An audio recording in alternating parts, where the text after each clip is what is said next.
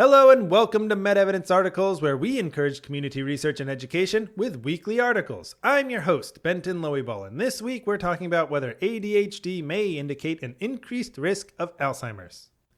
Alzheimer's and ADHD, the missing link? Alzheimer's dementia is a cognitive disorder characterized in part by impulsive behavior and a reduced capacity for sustained attention, memory, organizing, multitasking, and completing daily tasks. Attention Deficit Hyperactivity Disorder, or ADHD, is a cognitive disorder characterized in part by impulsive behavior and a reduced capacity for sustained attention, memory, organizing, multitasking, and completing daily tasks. You, dear listener, may notice that these lists are similar. This similarity begs the question, are these two conditions related? There have been a few studies looking at the link between ADHD and Alzheimer's in the past, but two recent large-scale studies looked at millions of patients to see if there was a link. Before we jump straight to the big studies, a couple of quick asides. First, these studies looked at adult ADHD. ADHD is typically categorized as a neurodevelopmental disorder, which is a disorder of the brain that begins in childhood. Recent studies have found evidence that childhood onset and adult onset ADHD may be different diseases. For instance, a study in New Zealand published in 2015 followed over 1,000 participants for 40 years and found that the people who had childhood ADHD and those who had adult ADHD were largely different groups.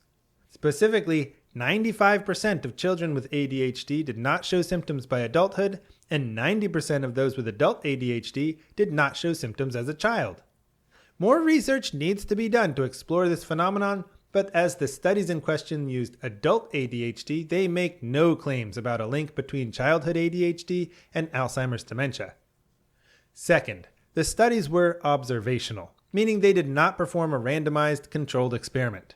While the enormous size of the populations helps strengthen the observations, they do not substitute for experimental evidence. This means the studies cannot rule out other factors that may influence the associations or confirm whether the associations may work in the opposite directions. In effect, they can't determine cause and effect. In a study published in 2023, researchers looked at 109,000 patient records from Israel over the course of 17 years. The patients they selected were fairly representative of the population as a whole and were, on average, 57 at the start of the study and 75 at the end. They found that those diagnosed with adult ADHD were nearly twice as likely to be diagnosed with dementia by the end.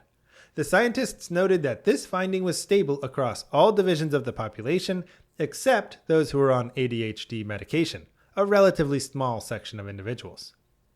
A much larger study published in 2022 looked at 3.5 million Swedes over 12 years, a significant portion of the Swedish population. The study looked at records of adults who were, on average, 50 years old at the beginning and 63 by the end. It found that adult ADHD was a significant risk factor for developing dementia and mild cognitive impairment, especially for males. Additionally, the study found that this risk was unaffected by factors such as education level, metabolic conditions, sleep disorders, and developmental disorders. However, the risk was significantly reduced when other psychiatric disorders such as depression, anxiety, substance use, and bipolar disorder were taken into account. Now, does this mean ADHD causes dementia? No! These studies have no ability to tell us the causes and effects.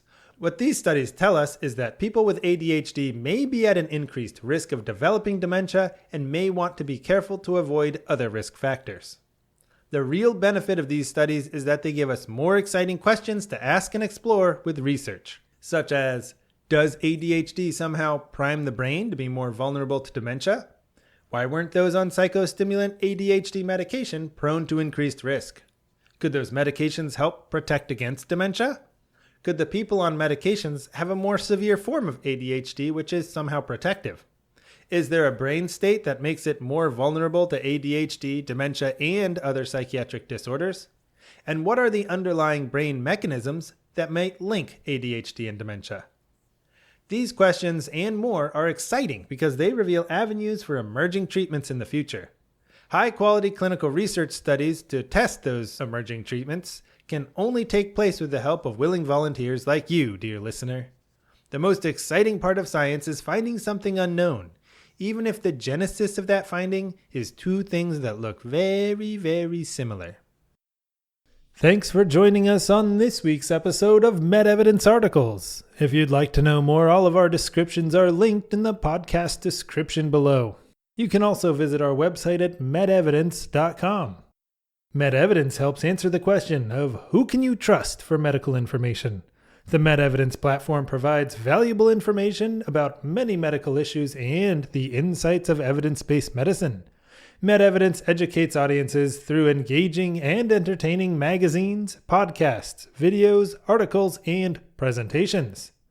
We strive to bring together diverse voices of top-level medical professionals, researchers, and experts to provide unique and engaging content that uncovers the truth behind the data. For more great content, including discussions by physicians and subject matter experts, check out the MedEvidence podcast. My name is Benton, and we'll see you next week.